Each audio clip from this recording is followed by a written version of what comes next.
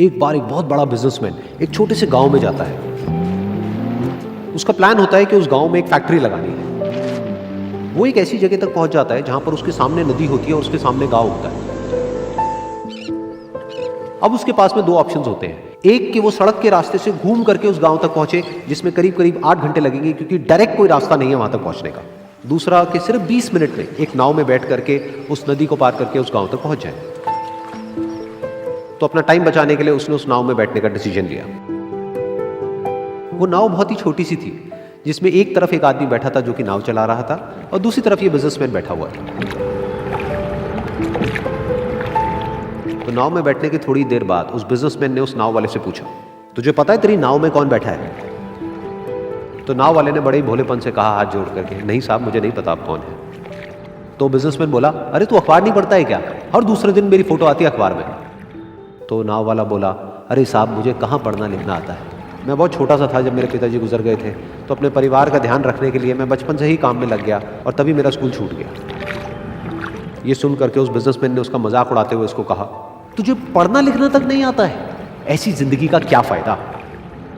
ये सुन करके उस नाव वाले को बुरा तो लगा, लेकिन उसने कुछ नहीं कहा।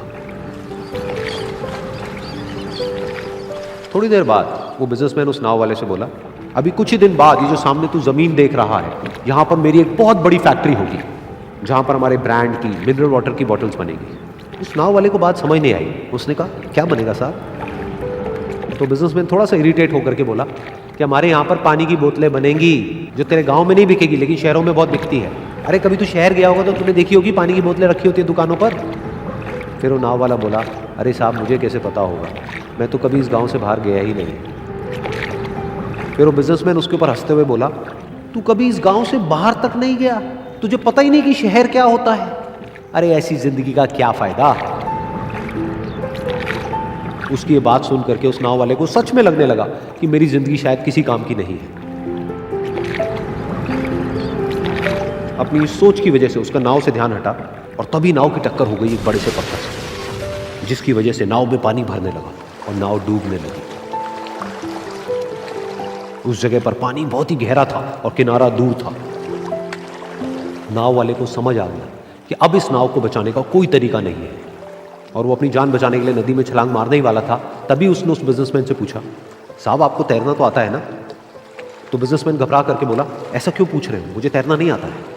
उसकी ये बात सुन करके नाव वाले को हंसी आ गई और वो बोला, अरे साहब आपको तैरना तक नहीं आता, ऐसी जिंदगी का क्या फायदा? ये सुन करके उस बिजनेसमैन को अपनी गलती का एहसास हुआ और वो हाथ जोड़ करके उस नाव वाले से बोला, तुम जो कहोगे मैं तुम्हें दूंगा, बस मेरी जान बचा लो। तो उस नाव वाले ने बोला, अरे साहब आप घबराओ नहीं, मुझे सिर्फ तैरना नहीं आता है, मुझे डूबते हुए लोगों को बचाना भी आता है। आप मुझे कस के पकड़ लो, मैं आपको कुछ नहीं होने दूंगा। और फिर उस नाव वाले ने ना सिर्फ अपनी बल्कि उस बिजनेसमैन की भी जान बचाई। तो इस कहानी से हम एक बहुत बड़ी सीख ले सकते हैं कि हमें जिंदगी में कभी भी किसी का भी मजाक नहीं उड़ाना चाहिए या उसको अपने से कम नहीं समझना चाहिए, क्योंकि हमें नहीं पता कि हमें कब कहां कैसे किसकी जरूरत पड़ जाए।